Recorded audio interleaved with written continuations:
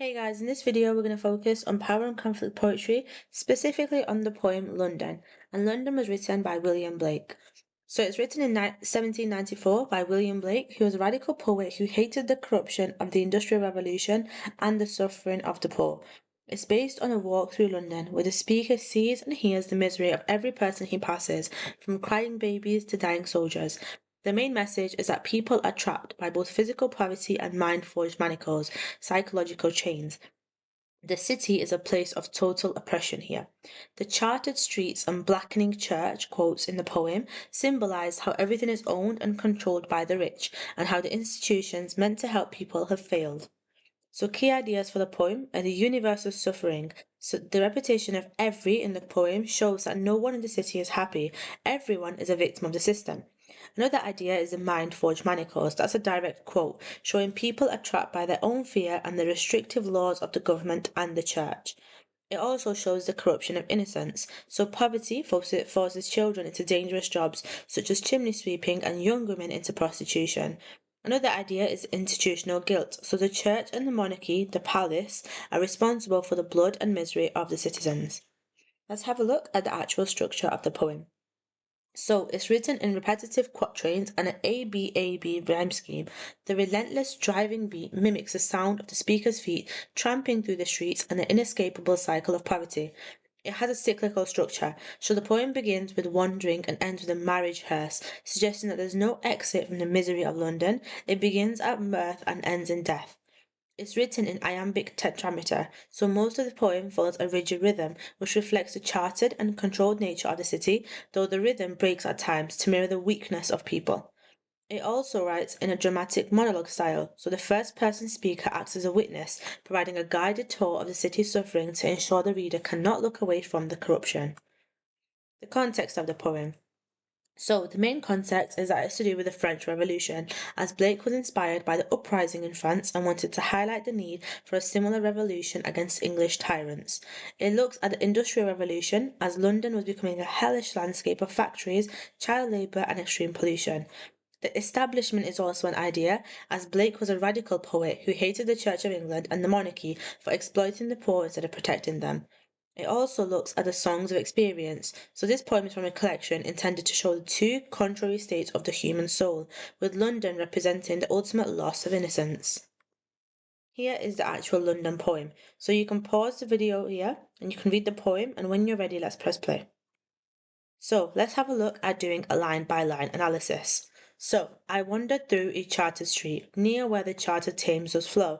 Wonder suggests a lack of purpose or freedom, contrasting with the chartered surroundings. Chartered shows legal language, meaning mapped, owned, and regulated, and Blake is outraged that even a natural force like the River Thames has been owned and restricted by the wealthy. And mark in every face I meet, marks of weakness, marks of woe. Mark and marks is a play on words, as the speaker notices marks on the people, but they are also branded, marked, physically by their poverty and suffering, like cattle.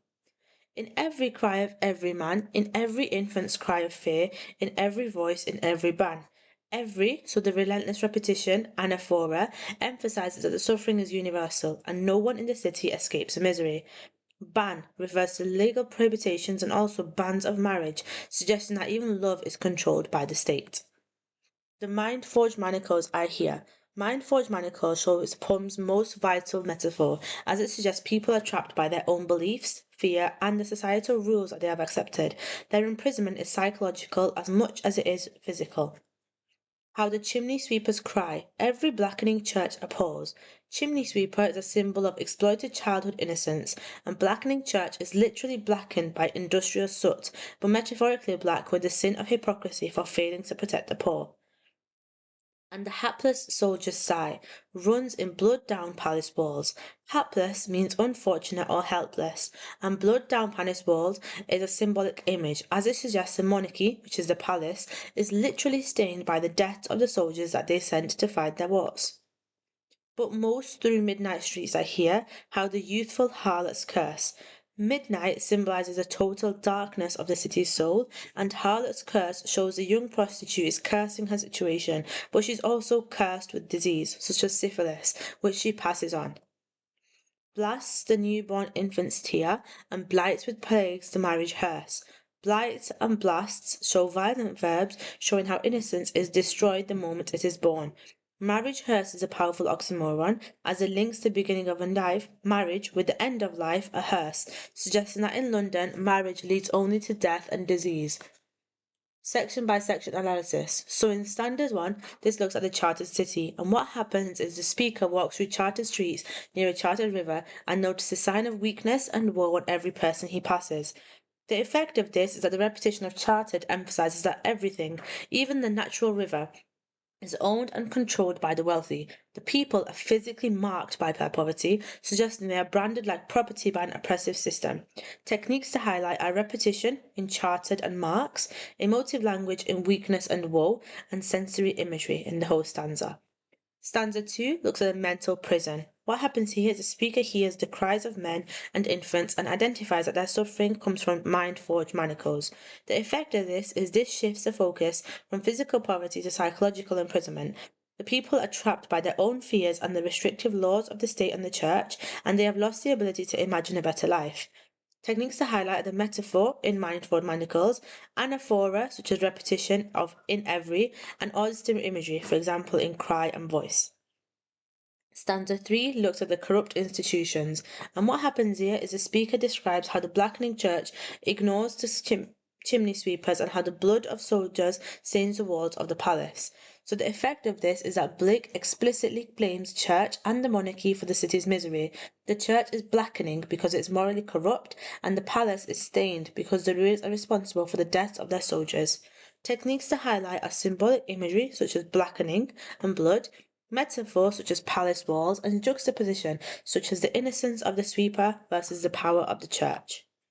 Stanza 4 looks at the death of innocence. What happens here is at midnight, a young prostitute's curse infects her newborn baby's tears and destroys the marriage hearse.